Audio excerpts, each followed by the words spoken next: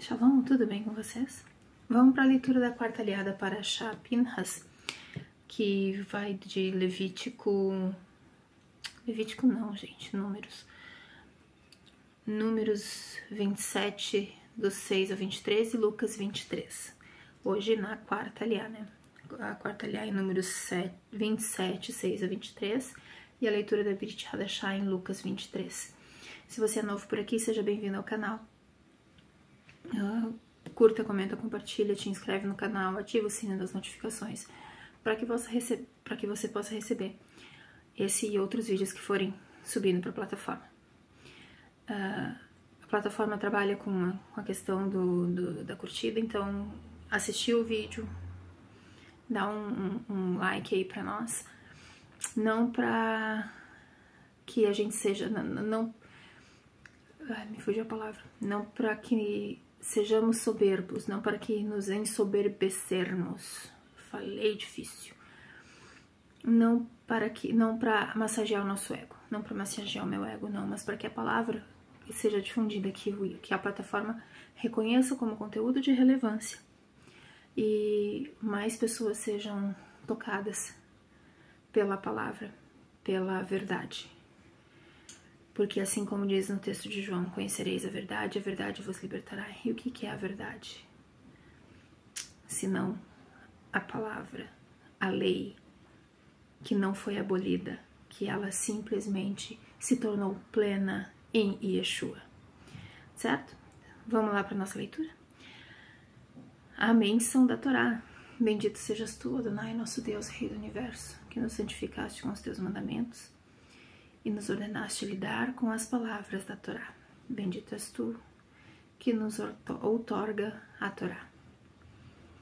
Para Shá Pinhas, quarta aliá, números 27, do 6 ao 23. O Eterno falou a Moisés, dizendo: É justo o que falam as filhas de Tselofehad, dar-lhes-ás posse de herança entre os irmãos de seu pai, e lhes entregarás a herança de seu pai. E falarás aos filhos de Israel, dizendo: Quando um homem morrer e não tiver filho, fareis a sua herança ser entregue à sua filha. E se não tiver filha, dareis sua herança a seus irmãos. E se não tiver irmãos, dareis sua herança aos irmãos de seu pai.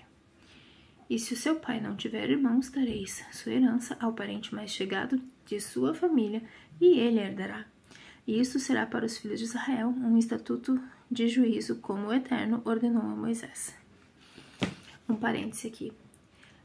As terras de cada tribo, elas não saíam de dentro da tribo. Por isso, essa questão da herança. A filha não herda a terra, quem herda é o filho, e se o homem não tem filho, as filhas podem herdar desde que se casem dentro da mesma tribo. Daí que vem aquela ideia de crente só casa com crente. Vem basicamente disso. Né? Crente só casa com crente porque são da mesma tribo, são da mesma visão espiritual. Aqui entra a questão de não ter julgo desigual. Tá? Não casar, por exemplo, as filhas de Tselofehad eram de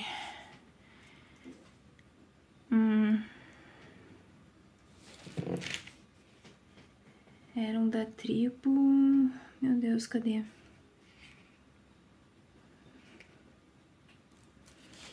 Só um segundinho, gente.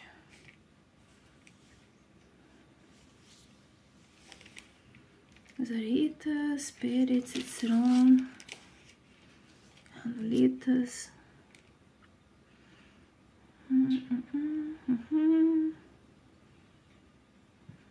Era da tribo de Menash. Tselofehad era da tribo de Menash, ou Manassés. Então, Tselofehad morreu pelos próprios pecados e só ficaram as filhas dele. Só ficaram as filhas dele. E pela lei, pela Torá escrita, a mulher não recebia herança.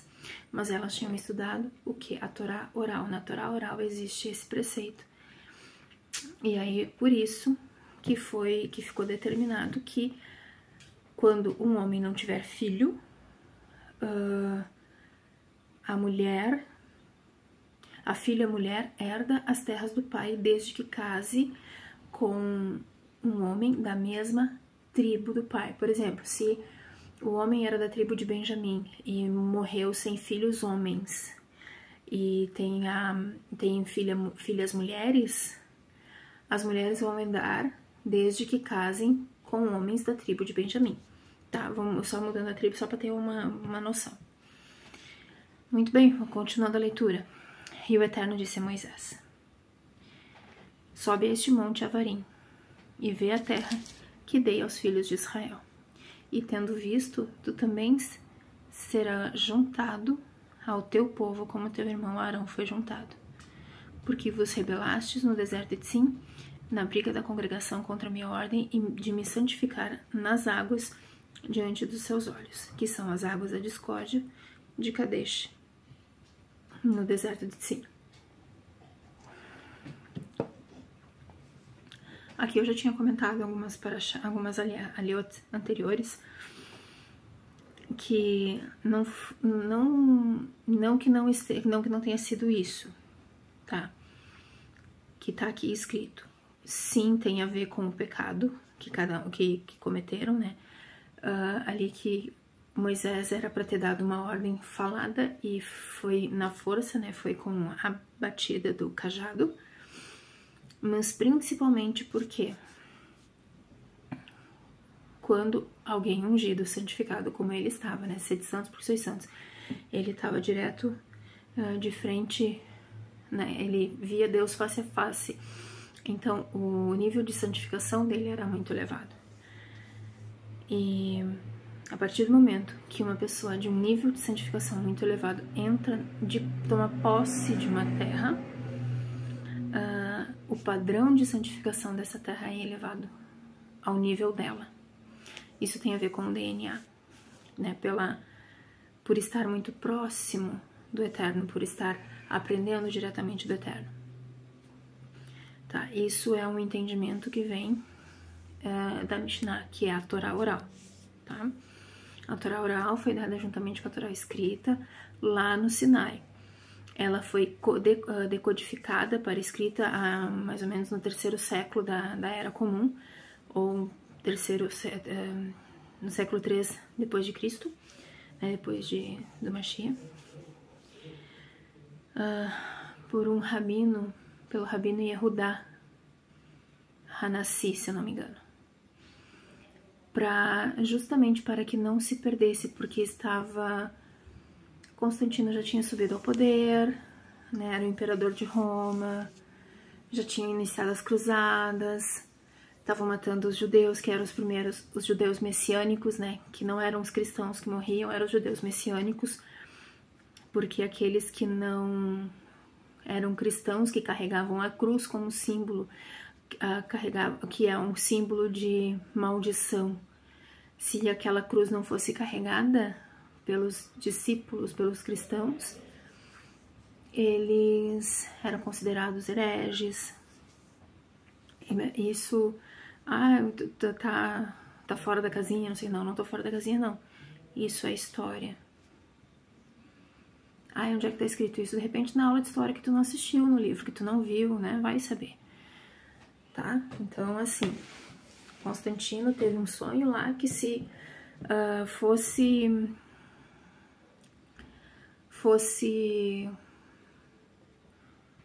lutasse as guerras dele com a cruz no escudo,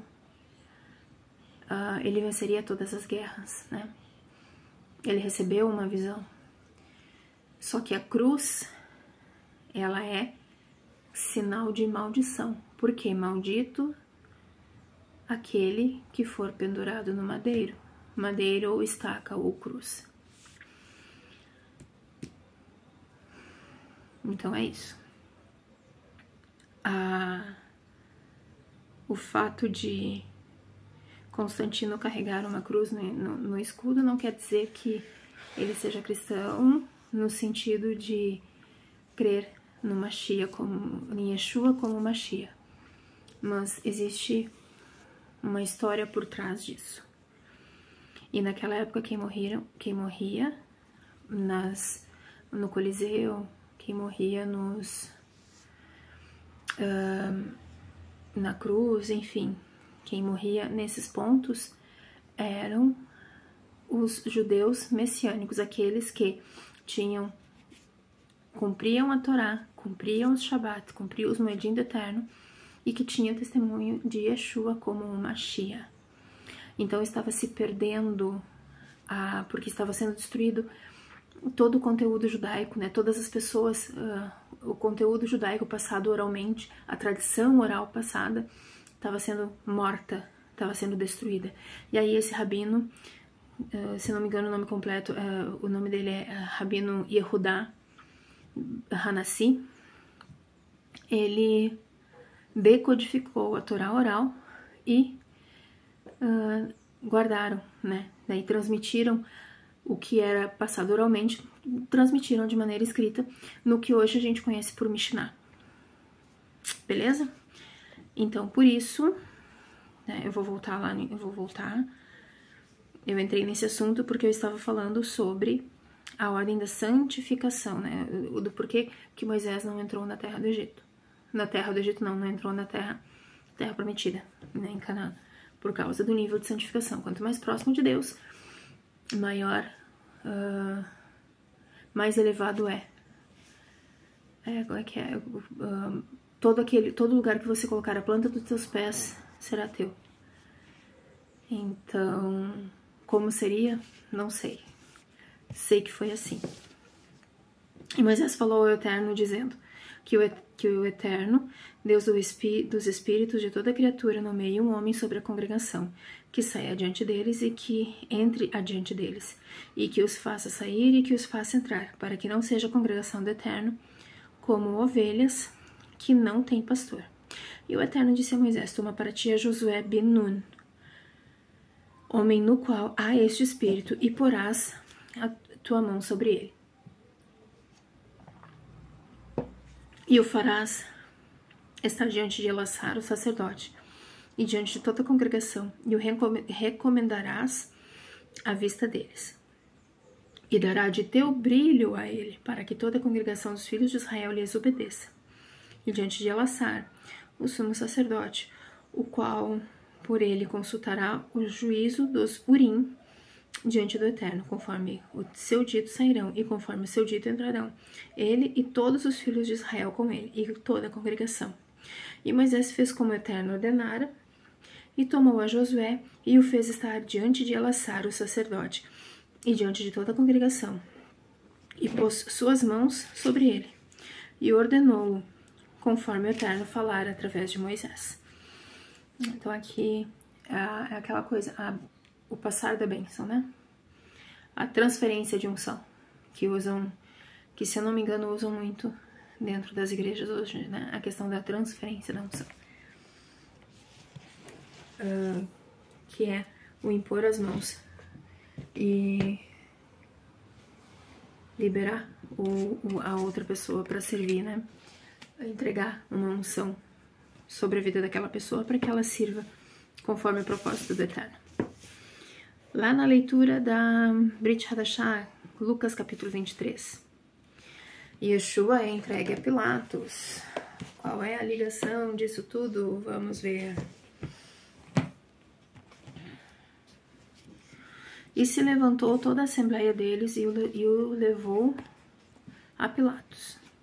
E começaram a acusá-lo e disseram: nós encontramos este homem enganando o nosso povo, e ele proíbe que o imposto seja dado a Quísar, e diz sobre si mesmo que é rei, ou Mashiach. E Pilatos perguntou-lhe e disse-lhe: você é o rei dos judeus? E ele disse-lhe: você disse isso. E disse Pilatos aos líderes dos Kohanim e à multidão: eu não encontrei qualquer prova contra este homem. E estavam gritando e dizendo: ele encanta o nosso povo, ensinando em toda Yehudá. E começou desde a Galil até aqui. E Pilatos, quando viu o nome da Galil, perguntou se o homem era galileu. E quando soube que estava sob a autoridade de Rodos, mandou a Hordos porque estava em Jerusalém naqueles dias. E Hordos, quando viu Yeshua, ficou muito contente, porque queria vê-lo por um longo tempo, pois tinha ouvido muitas coisas sobre ele e pensou que poderia ver algum sinal dele. E perguntou-lhe muitas perguntas, mas Yeshua não lhe deu qualquer resposta. E se levantaram os líderes do Kohanim e de Sofrim e foram vigorosamente acusando. E Hordos e seus soldados o trataram com desprezo, e quando tinham zombado dele, vestiram-no com roupas escarlates ou púrpuras e o enviaram a Pilatos. Naquele dia, Pilatos e Hordos tornaram-se amigos um do outro, já que havia uma inimizade antiga entre eles. E convocou Pilatos os líderes dos Kohanim e os governantes do povo, e disse-lhe: Vocês me trouxeram este homem como se cometesse crime contra o seu povo. E eis que eu examinei diante dos seus olhos e não encontrei neste homem qualquer culpa de tudo o que vocês o acusam. Nem mesmo Hordos encontrou culpa, pois eu lhe o mandei, e eis que nada digno de morte tem sido feito por ele. Portanto, vou castigá-lo e liberá-lo. Porque era costume soltar-lhes um na festa. E toda a assembleia gritou e disse: Levem este homem e libertem para nós Bar-Abá, aquele que, por causa da revolta que ocorreu na cidade, por homicídio foi lançado na prisão. E outra vez Pilatos falou-lhes, querendo soltar a Yeshua, mas eles gritaram e disseram: Execute-o em uma estaca. Execute-o em uma estaca. Ai, deixa eu ver onde é que eu parei. Aqui. E pela terceira vez lhes disse: Qual é o mal que tem feito este homem? Qualquer causa digna de morte contra ele eu não encontrei, por isso vou castigá-lo e liberá-lo. Mas insistiram em alta voz e lhe pediram para que fosse executado na estaca. E prevaleceram a voz deles e a dos líderes dos Kohanim. E Pilatos ordenou que o seu pedido fosse feito. E soltou-lhes aquele que, por causa da revolta e do homicídio, foi lançado na prisão, o qual tinha pedido e entregou Yeshua à vontade deles.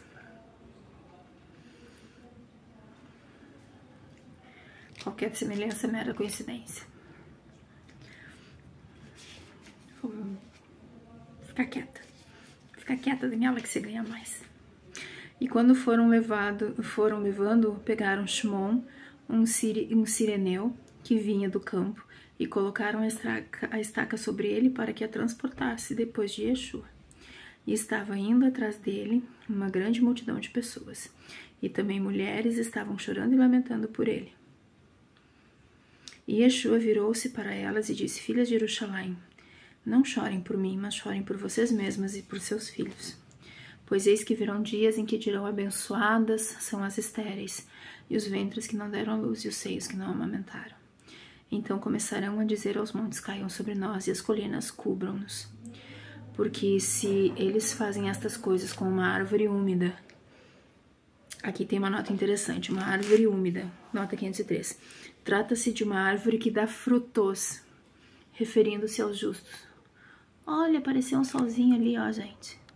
Ó, um solzinho lá refletido. Olha, que interessante. Vou deixar o solzinho aqui aparecendo.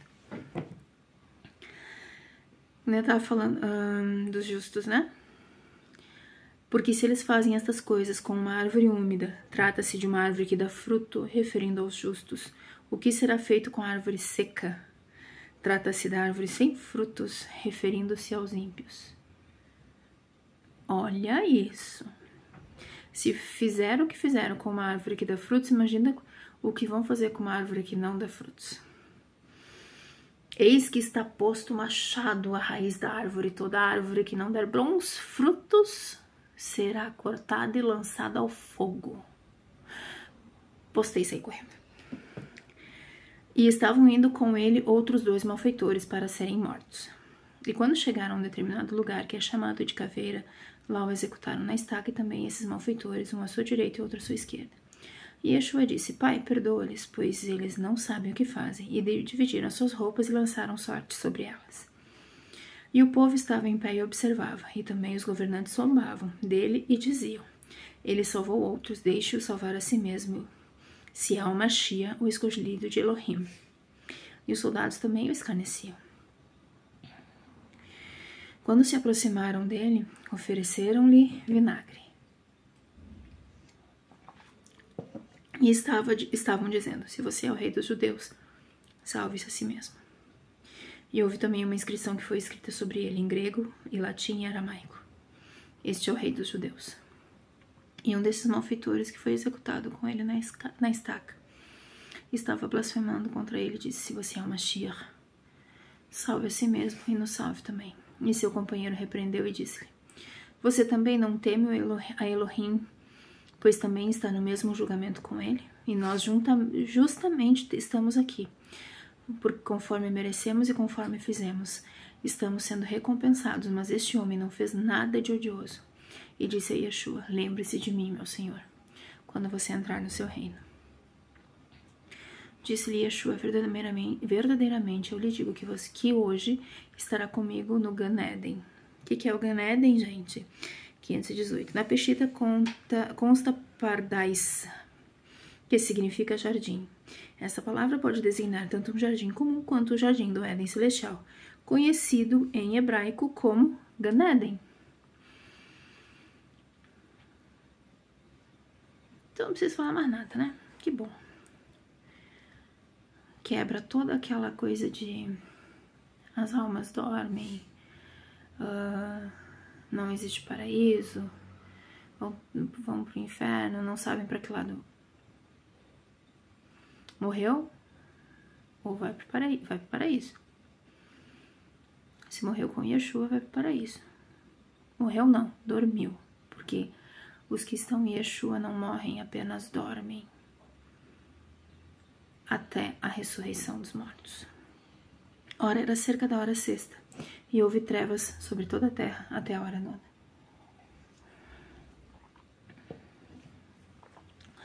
E o sol escureceu, e a cortina do templo se rasgou a partir do meio. Literalmente, a face da porta. Trata-se de expressão para se referir à cortina do templo. E Yeshua clamou com alta voz e disse: meu pai, em tuas mãos eu coloco meu espírito. Salmo 31, 6 na Bíblia, na Tanakh, e 31, 5 nas outras versões. Ele disse isso e faleceu. E quando o centurião viu o que havia acontecido, louvou a Elohim e disse: verdadeiramente este homem era justo. E todas as multidões que estavam reunidas para este espetáculo, quando viram o que havia acontecido, retornaram batendo em seus peitos. Estavam de pé à distância todos os conhecidos de Yeshua e as mulheres que tinham vindo com ele da Galil, e viram esses fatos. As mulheres que tinham vindo com ele da Galil.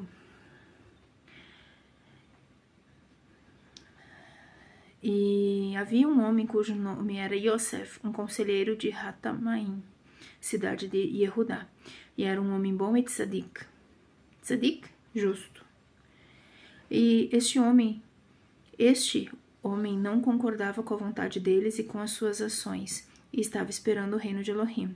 Este homem se aproximou de Pilatos e pediu o corpo de Yeshua, e desceu e envolveu-o com um lençol de linho, e o pôs num sepulcro escavado, no qual nenhum homem ainda tinha sido colocado. E era o dia da véspera, e o Shabat estava se aproximando. Estavam perto as mulheres que tinham vindo com ele da Galil, e viram o sepulcro, e como tinha sido colocado seu corpo. E elas retornaram e prepararam ervas aromáticas e perfumes, e descansaram no Shabat, como é ordenado. Morreu na sexta e foi enterrado antes do Shabat. Lê do engano. Lê do engano. Senhoras e senhores, Yeshua morreu numa quarta-feira. Shabat. Aqui era a véspera de Páscoa. Pessah. A Pessah para o povo judeu é conhecida como Shabbat Hagadol, ou seja, sábado santo. Não importa se é segunda ou se é domingo. Quando entra um feriado, é Shabbat. Então aqui era o Shabbat Hagadol, que eles iriam fazer o Seder de Pessa. O que é o Seder de Pessa? É a janta, a consagração da Páscoa, que eles fazem com o cordeiro imolado, né, que é assado, que eles estão vestidos, comem pães ázimos, comem ervas amargas, tem água salgada lá em cima da mesa, tem um preparado com maçãs, tâmaras, nozes, tem o cordeiro que eu já falei, né, o cordeiro assado, que não pode sobrar para outro dia, porque se sobrar tem que queimar, porque é a comida da pressa, porque eles comeram apressadamente antes de saírem do Egito. E ali faz o Seder de Pessa, inicia 7 dias de Matzot. O que é o Matzot? São a festa dos pães ázimos, para então entrar na festa de primícias. O que é primícias? O que é primícias, né? A festa de Bicurim. A festa de Bicurim é quando se apresenta o primeiro feixe, a primeira colheita da cevada, que é na época da cevada. Então, não, Yeshua não ficou morto 1 dia e meio, gente, não ficou morto não, ele não dormiu 1 dia e meio, foram 3 dias, quarta, quinta e sexta, ele ressuscita antes do Shabat normal, Shabat semanal. Olha, temos assunto para conversar em um outro momento. Sendo que eu tinha para o momento, digo para vocês que se não se inscreveram no canal, se inscrevam. Porque vem mais coisa por aí. Beijo para vocês. Shalom, shalom.